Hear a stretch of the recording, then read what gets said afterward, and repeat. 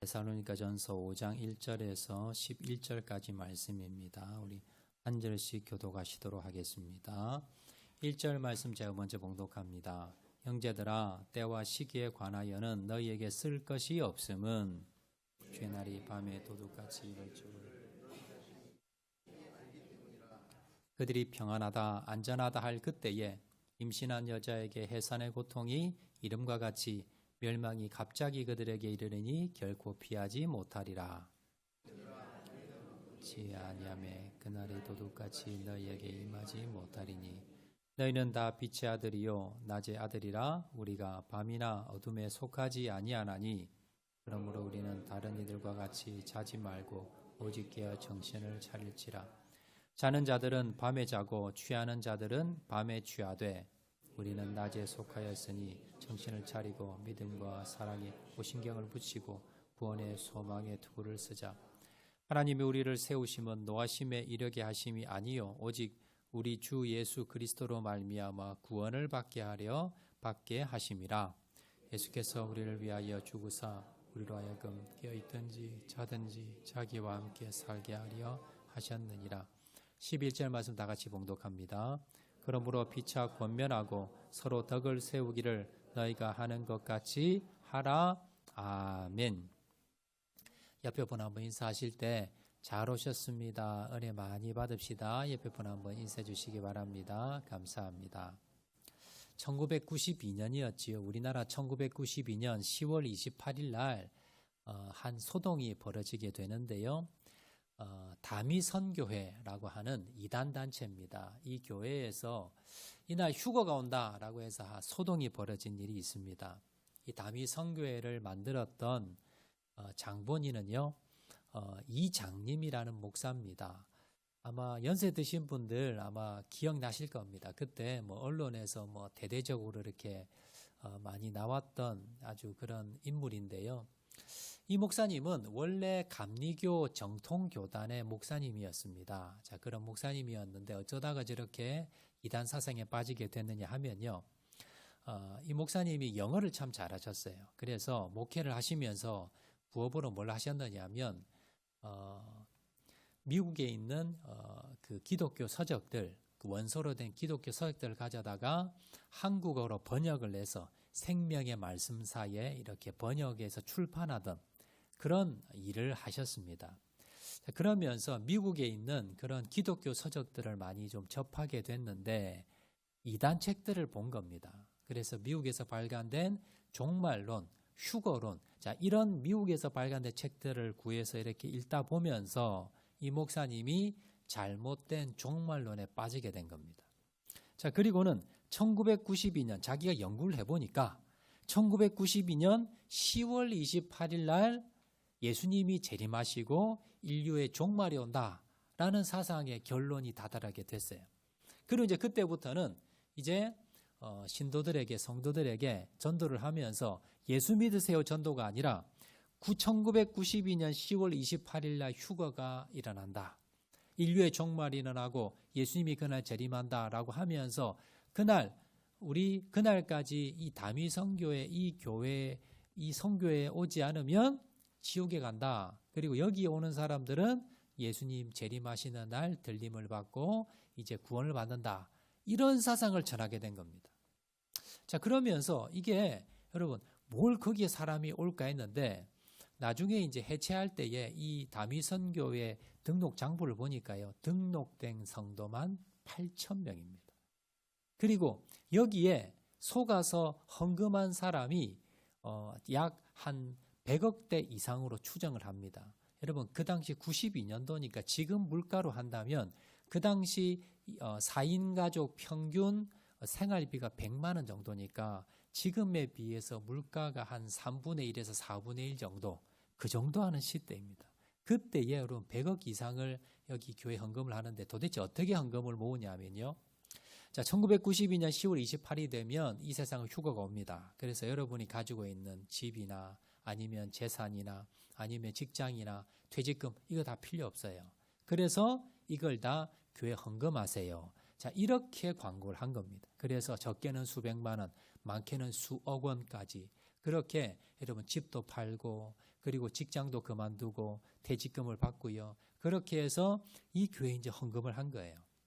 자, 그래서 이 나중에 이제 경제 조사를 해보니까 이 이장님 목사가 횡령한 금액만 8억 정도. 오늘로 말하면 뭐 100억이 넘겠지요. 자, 그 돈을 개인적으로 횡령을 했고, 교회 이제 다 해산을 하고 난 뒤에 남은 금액이 보니까 교회에 남아있는 금액이 한 25억 정도 남아있더래요.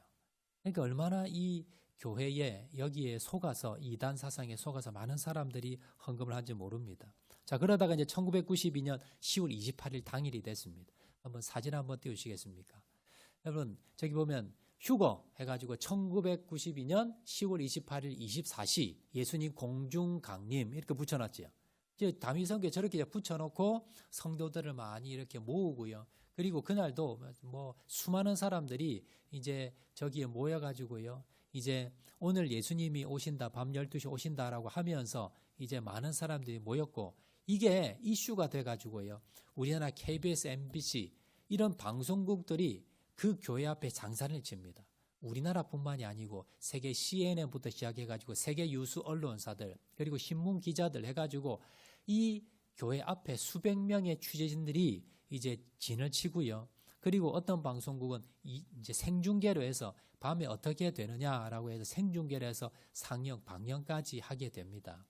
물론 여러분 아시는 대로 그날 밤에 아무 일도 일어나지 않습니다. 그리고 난 뒤에 이제 이 다미성교회는 이제 뿔뿔이 흩어지게 되는데, 참 어이없게도 이 다미성교회를 만들었던 이장님 목사는요, 이 10월 28일 한 달 전에 사기죄로 감옥에 있었어요. 그러니까 이 당일날 교회 성도들과 그 교회 부목사님이 이제 예배를 인도하고요. 정작 이제 이 이단 단체를 만들었던 이장님 목사는 감옥에서 그날 밤에 그날 이 자기가 휴가하겠다는 그날을 맞이하게 되는데, 근데 이 이장님 목사가 나중에 이제 결론적으로 이제 재판을 통해서 1년 징역을 사게 됩니다. 그가 한 38억 정도를 이제 교회 돈 횡령을 하고 했는데, 나중에 이제 알고 보니까 이 이장님 목사가 그 한 3억 원짜리 환매체라고 해서 나중에 이제 이 그 어음이나 이런 걸 받고 나중에 이제 돈으로 받는 그 이제 환매체가 있는데, 그 날짜가 보니까 언제냐면 1993년 5월 22일인 거예요. 한 3억 원 정도가. 그러니까 1990 2년도 10월 28일에 휴가한다고 자기는 그렇게 해놓고, 그리고는 뭡니까? 자기가 돈 받을 날짜는 한 7개월 뒤에 돈 받을 날짜를 지금 이제 자기가 받아놓은 거예요. 이걸로 봤을 때 이 사람은 뭐예요? 휴가가 일어나지 않는다는 걸 알고 있었다는 겁니다. 그래서 사기죄로 해서 결국 이제 구속이 되게 되는데요. 자, 이 사건으로 인해서 참 두 가지 안타까운 일이 일어났습니다. 후유증이 일어났는데, 첫 번째 뭐냐면 기독교 교회를 바라보는 사람들의 시각이 안 좋아진 거예요. 그래서 교회다, 기독교다, 교회 다닌다 그러면 뭔가 보면 광신도고, 그리고 이제 종말론자에 빠진 이상한 사람들로 그렇게 보면서 기독교 이미지가 나빠졌습니다. 또 한 가지 문제가 뭐냐면 교회 안에서 종말에 대해서 말을 못하는 거예요.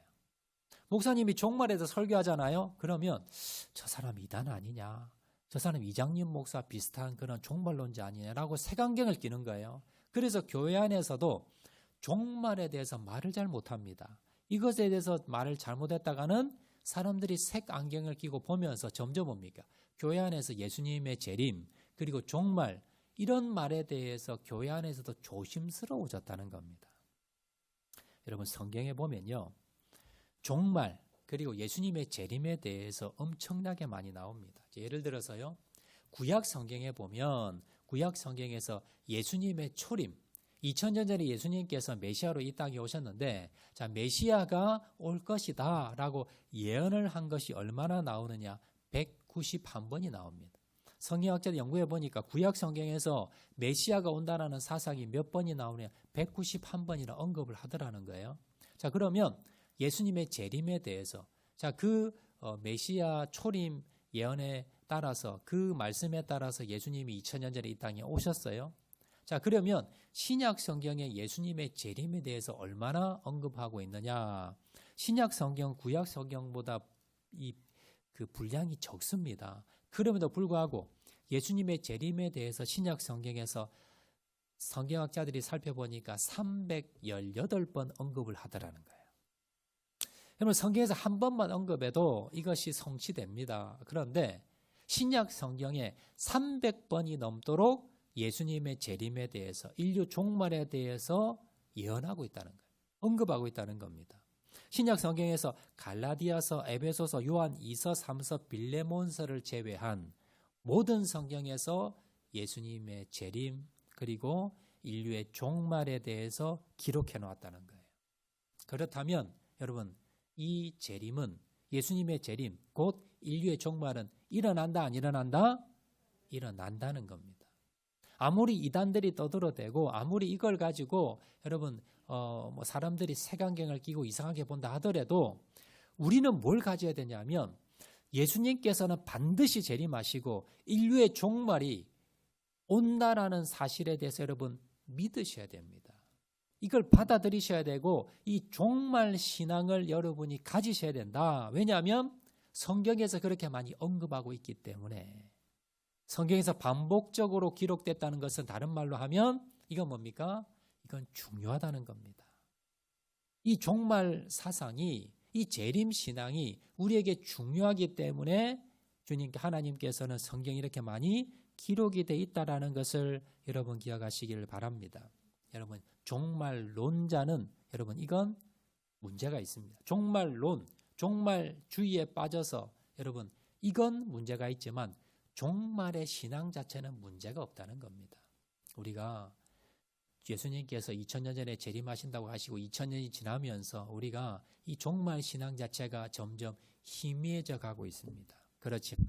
우리가 말세를 살아가는 우리가 이 시대에 우리가 가져야 될 신앙은 종말 신앙에 대한 건전한 종말 신앙, 예수님의 건전한 재림 신앙에 대해서는 우리가 반드시 알고 있어야 된다는 걸 여러분 기억하시기 바랍니다. 오늘 본문에 보시면요. 예수님의 재림과 인류의 종말에 대해서 사도 바울이 기록을 하는데요. 자, 데살로니가 교회 교인들은 앞에서 살펴본 대로 참 모범적이었습니다. 그리고 본이 되는 교인들이었습니다. 자, 그렇다고 모든 것이 문제가 없다는 건 아니었습니다. 종말 신앙에 대해서 조금 문제가 있었습니다. 자, 데살로니가 교회 교인들은요. 예수님의 재림이 좀 빨리 올 줄 알았던 것 같아요. 그래서 자신들이 예수 믿을 때에 자기들이 예수님 믿고 살아 생전에 예수님이 재림하실 거야. 인류 종말이 올 거야 라고 생각했어요. 그렇게 믿고 있었는데 성도들 중에 한 분, 두 분 소천을 하는 거예요. 그러면서 이들 가운데 의문이 생겼습니다. 아니 예수님 지금 빨리 오셔야 되는데 예수님 오시기 전에 저 죽은 자들 저 어떻게 됩니까? 먼저 죽었는데 저 어떻게 될까요? 예수님이 오시면 우리가 들림을 받고 예수님 곁으로 가는데 저 먼저 죽은 사람은 어떻게 될까라고 의문을 가졌다는 거예요. 자, 그래서 사도 바울은요. 우리가 지난주 살펴보았지요. 우리 지난주 데살로니가전서 4장에 보면 자, 먼저 죽은 자들은 뭐 하는 것과 같다? 잠자는 것과 같다는 거예요. 여러분 잠을 저녁에 자면 아침에 일어나잖아요. 너희들이 성도들 중에 먼저 지금 죽은 자들이 있느냐? 먼저 지금 소천한 자들이 있느냐? 그건 영원히 죽은 게 아니라는 겁니다. 비유로 한다면 잠자는 것과 마찬가지라는 겁니다. 잠자는 사람은 깨우듯이 예수님 재림하시면 먼저 죽은 자들이 부활을 하고요. 자, 그리고 남은 자들이 하나님께 들림을 예수님께 들림을 받아서 그렇게 구원받을 것이야. 그리고 하나님께서 예수님께서 심판주로 오실 것이야. 그걸 이제 지난 시간에 4장의 말씀을 했고요.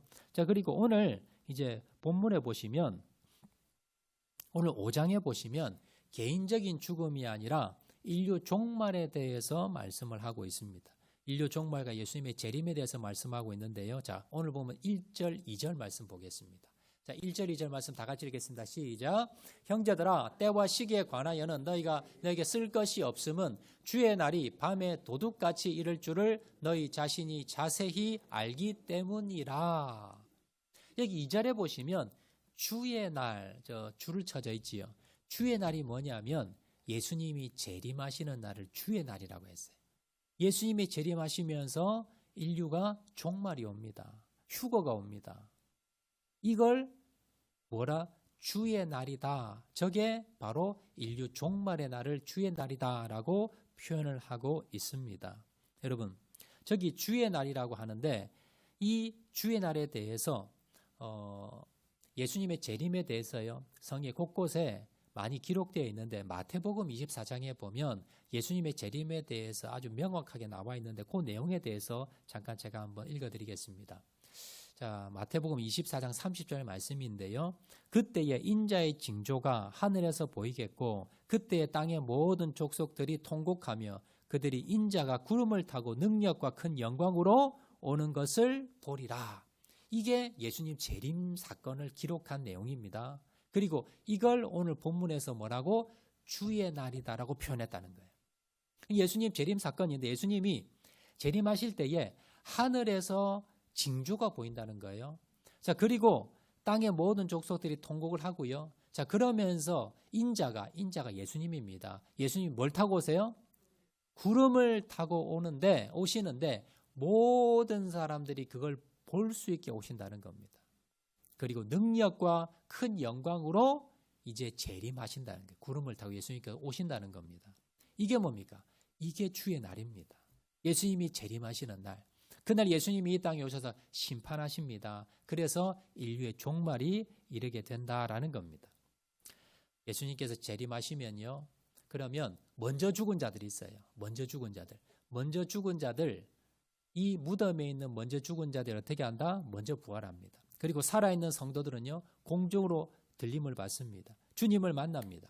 그리고 모든 인류가 예수님의 심판을 받고요. 자, 그리고 새 하늘과 새 땅이 열린다. 이것이 뭡니까? 예수님이 재림에 대해서 성경에 기록한 내용입니다. 자, 그러면 우리 궁금한 게 있죠. 그러면 예수님은 언제 오실까? 언제 그럼 예수님이 오실까? 여기에 많은 사람들이 궁금해합니다. 자, 그러면 예수님은 언제 오시는가? 데살로니가 교회 교인들도 궁금했어요. 자, 그래서 사도 바울이 오늘 2절과 3절 말씀에 자 이렇게 기록합니다. 다 같이 한번 읽을까요? 시작. 주의 날이 밤에 도둑같이 이를 줄을 너희 자신이 자세히 알기 때문이라. 그들이 평안하다 안전하다 할 그때에 임신한 여자에게 해산의 고통이 이름과 같이 멸망이 갑자기 그들에게 이르느니 결코 피하지 못하리라. 자, 너희들이 잘 아는 것처럼 이 말은요, 사도 바울이 데살로니가 교회 교인들에게 이걸 여러 번 설명을 잘 해준 겁니다. 내가 그때 설명해 준 것처럼 예수님은 언제 온다? 주의 날이, 예수님의 재림이 밤에 도둑같이 온다는 거예요. 자, 여러분, 도둑이 여러분 집을 와서 물건을 훔쳐갈 때, 자, 여러분에게 전화를 해가지고요, 선생님, 제가 도둑인데요, 몇 날, 몇 월, 며칠, 몇 시에 제가 선생님 집을 방문을 하겠습니다. 자, 그래서 제가 어떤 물건을 제가 훔쳐가도록 하겠습니다. 꼭 기억하십시오. 이런 도둑이 있어요, 없어요? 절대 없습니다. 도둑은요, 절대 이야기하지 않습니다. 내가 언제 방문할 것이 들켰다 하면 그날 안 가요. 그게 도둑의 습성입니다. 그런데 예수님이 도둑은 아니시지만 예수님이 이 땅에 재림하시는데 똑같다는 거예요. 도둑이 몰래 그리고 오히려 뭡니까? 오늘은 도둑 안 오겠지라고 생각하는 날 도둑이 더 옵니다. 그렇듯이 예수님께서 아무도 모르게 도둑이 오듯이 그렇게 예수님은 재림하실 거야. 다른 말로 뭐예요? 예수님이 오시는 날 안다 모른다? 모르게 오신다는 것.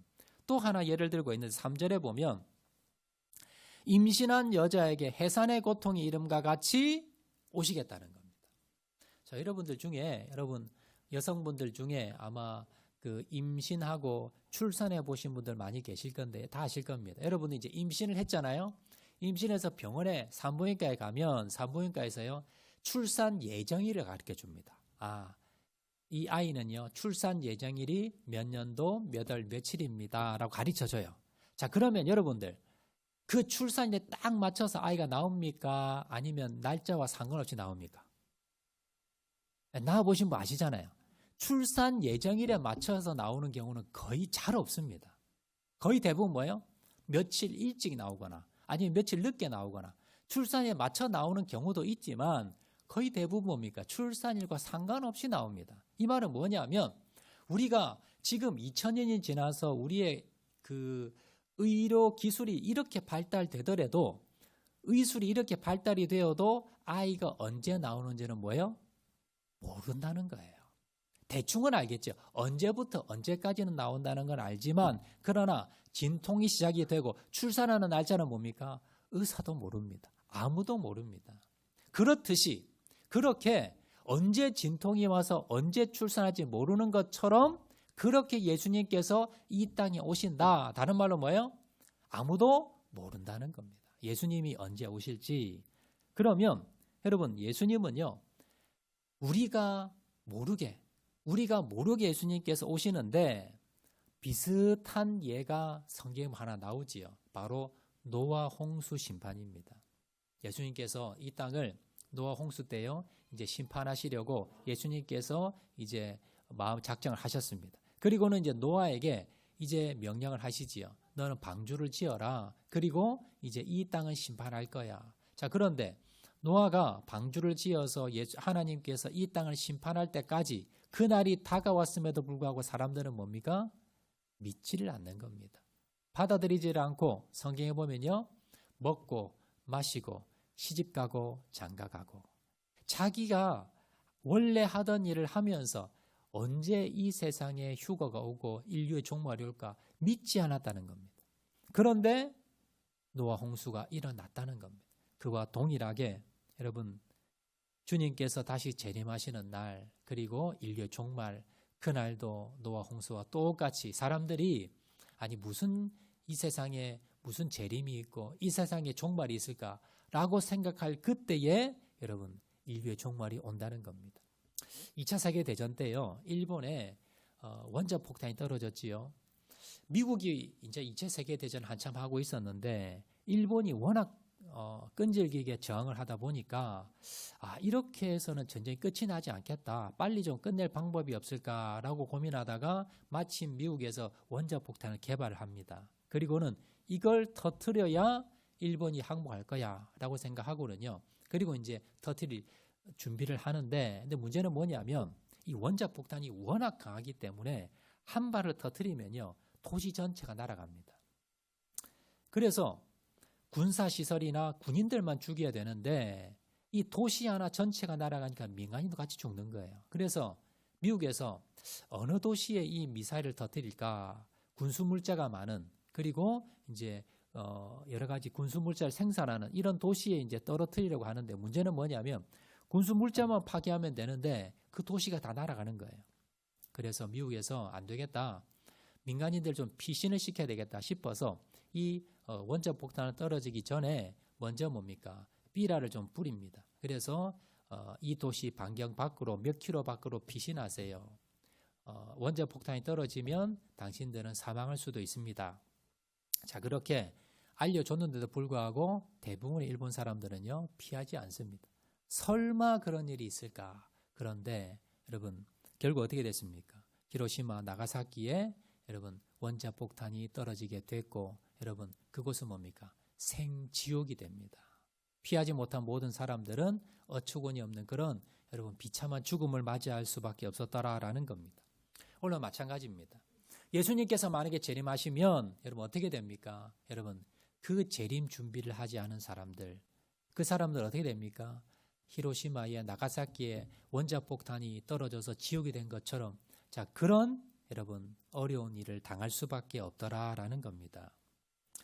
우리가 이 종말에 대해서요 알아야 될 것은 오늘 본문에서 우리에게 먼저 뭘 말씀합니까? 종말은 반드시 일어난다는 예수님은 반드시 재림한다는 겁니다. 또 알 수 있는 것은 뭐냐면 그 때와 시는 아무도 모른다는 거예요. 그러면 우리가 뭘 해야 될까요? 여러분 그 때와 시를 모르기 때문에 우리는 뭡니까? 재림의 종말의 준비를 하고 살아가라는 거예요. 이게 성경에서 우리에게 말씀하는 결론입니다. 예수님은 분명히 재림하십니다. 인류의 종말은 분명히 옵니다. 그런데 중요한 것은 뭐냐면 날짜가 언제냐 우리가 알려고 하지 말고 언제 오든지 간에 도둑처럼 그리고 여러분 출산의 때처럼 주님께서는 갑자기 오실 거기 때문에 항상 우리는 준비된 삶을 살아라. 이것이 성경에서 일관되게 말씀하고 있는 진리라는 걸 여러분 기억하시고요. 오늘 시간에는 그러면 이 시간과 다음 시간 2주에 걸쳐서 우리가 그러면 이 종말의 때에 어떤 준비를 해야 되는가 한번 살펴보도록 하겠는데요. 여러분 오늘이 2025년 12월의 셋째 주고요. 다음 주가 마지막 주입니다. 2025년도가 여러분 엊그제 시작한 것 같은데 벌써 뭡니까? 마지막이 됐어요. 이렇게 여러분 인생에 여러분 마지막도 온다는 겁니다. 저를 보시고요. 이렇게 여러분 우리 올해의 마지막이 오듯이요. 인생의 마지막도 옵니다. 그리고 인류의 마지막도 올 수 있다는 겁니다. 그러면 이 인류의 마지막, 이 종말의 때에 우리가 어떤 준비를 해야 되는가? 여러분 오늘 이 시간 두 가지 먼저 한번 살펴보도록 하겠는데, 자, 첫 번째입니다. 화면 오시고 다 같이 한번 읽겠습니다. 시작. 종말의 때에 빛의 자녀로 살아야 합니다. 오늘 본문에 보시면요. 세상 사람들을 두 가지로 분류를 합니다. 첫 번째는 빛의 자녀, 두 번째는 어둠의 자녀. 자, 오늘 보면 5절 말씀 보겠습니다. 자, 5절 말씀 다 같이 한번 읽을까요? 시작. 너희는 다 빛의 아들이요 낮의 아들이라 우리가 밤이나 어둠에 속하지 아니하나니. 저기 보시면 너희는, 자, 데살로니가 교회 교인들을 향해서요. 다 빛의 아들이요. 너는 빛의 아들이라는 거예요. 빛의 아들이라는 것은, 아들은 상징적이고요. 빛의 자녀라는 겁니다. 자, 그리고 그 뒤에 뭐가 나옵니까? 우리가 밤이나 어둠에 속하지 아니하나니라고 말씀하는데요. 밤이나 어둠에 속한 자녀들이 있다는 겁니다. 그래서 크게 빛에 속한 사람이 있고요. 그리고 어둠에 속한 사람이 있다는 겁니다.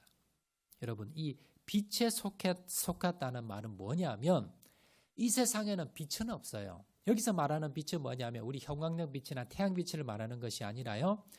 죄가 없는 거룩한 살아있는 생명, 그걸 빛이라 그러는 겁니다. 그러면 이 땅에 죄가 없고 거룩한 분은요, 이 세상에는 없습니다. 누가 그러세요? 하나님밖에 없으세요. 하나님밖에 죄가 없으시고 빛 되신 분은 하나님밖에 없습니다. 그런데 여러분, 하나님께서 이 땅은요, 아담이 범죄 이후로 이 땅은요, 하나님과 멀어졌고 죄가 들어오게 됐고 이 땅은 어둠의 세력이 지배하는 곳이 되어 버렸습니다. 그래서 아담 이후에 모든 인류는 다 어둠의 자녀들이 되어 버렸어요. 그런데 그 어둠의 자녀를 구하시기 위해서, 빛의 자녀로 만드시기 위해서 하나님의 아들 예수님께서, 빛 대신 예수님께서 2000년 전에 이 땅에 오시게 됩니다. 그리고 그 예수님이 십자가에 달려 돌아가시면서 우리를 대신해서 보혈의 피를 흘리시면서 우리도 뭡니까? 그 예수님을 믿으면 빛의 자녀가 되는 은혜를 주신 거예요. 이게 요한일서 1장 7절에 분명히 나오는데요. 자, 다 같이 한번 읽겠습니다. 시작. 그가 빛 가운데 계신 것 같이 우리도 빛 가운데 행하면 우리가 서로 사귐이 있고 그 아들 예수의 피가 우리를 모든 죄에서 깨끗하게 하실 것이요. 보시면 그가 빛 가운데 계신 것 같이, 그가 누구를 말씀하세요? 예수님. 그는 예수님이고요. 그 예수님은 어디에 계시다? 빛 가운데 계시다. 그래서 예수님이 빛입니다. 우리는 빛이 아니에요. 우리는 어둠의 자녀들이었습니다. 그런데 빛 되신 예수님께서 뭡니까? 이 땅에 오셨습니다.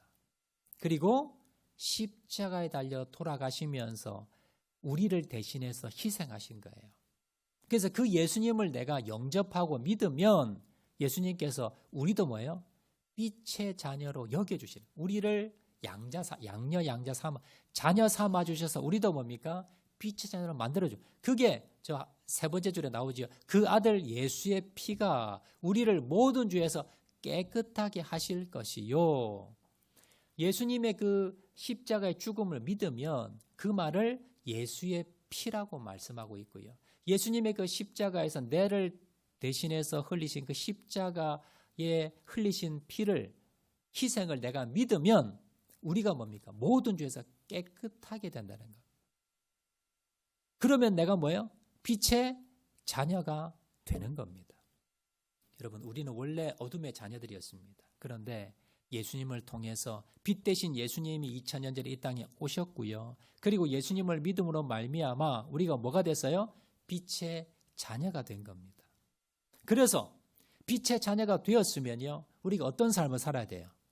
빛된 삶을 살아야 된다는 거예요. 여러분, 왜 오늘 이 자리에 예배드리러 오셨습니까? 빛의 자녀니까.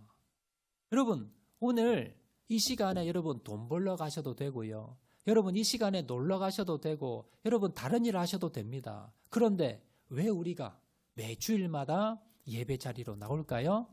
나는 빛의 자녀니까. 나는 하나님의 자녀요. 나는 빛의 자녀니까. 빛의 자녀처럼 살기 위해서 어디에 와요? 예배 자리로 오는 겁니다. 여러분, 왜 우리가 기도하고, 여러분 말씀 읽고, 여러분 때로는 손해 보면서도 하나님의 말씀을 지키려고 할까요? 왜 그렇게 합니까? 나는 빛의 자녀니까. 나는 빛의 자녀이기 때문에 나는 하나님의 말씀대로 살아갑니다. 그리고 하나님 앞에 기도합니다. 그리고 하나님의 말씀대로 살다가 손해를 보더라도 내가 감수합니다. 나는 빛의 자녀이기 때문에. 왜 우리는요, 원수도 사랑하고 이웃을 위해서, 성도를 위해서, 교회를 위해서, 복음 전파를 위해서 왜 내가 헌금하고, 왜 내가 희생하고, 왜 내가 헌신합니까? 나는 빛의 자녀이기 때문에. 나는 어둠에 속한 자녀가 아니라 빛의 자녀이기 때문에 내가 그렇게 살아가는 겁니다. 여러분, 이 자긍심이 있으셔야 돼요. 나는 빛의 자녀라는, 여러분, 나는 집도 없고, 나는 돈도 없고, 나는 권력도 없고, 나는 가진 건 없지만, 세상에 내가 내세울 건 없지만, 나는 누구의 자녀다? 빛의 자녀다. 나는 빛의 자녀라는 여러분 자긍심을 가지셔야 됩니다.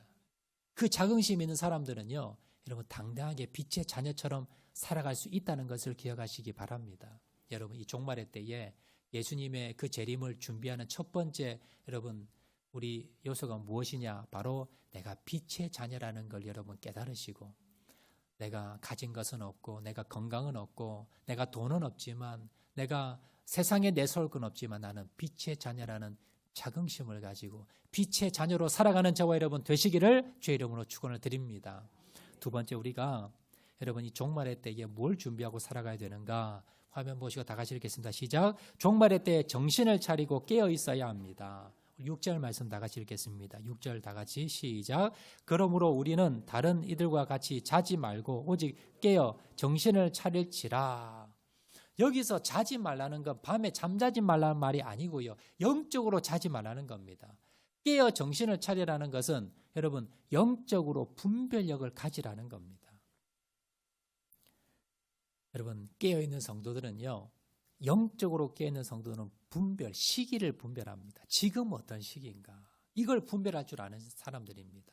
여러분, 지금 세계 곳곳에 전쟁이 있고요, 기근과 지진이 있습니다. 여러분, 여러 가지 여러분 이단들이 많이 나옵니다. 이게 무슨 징조일까요?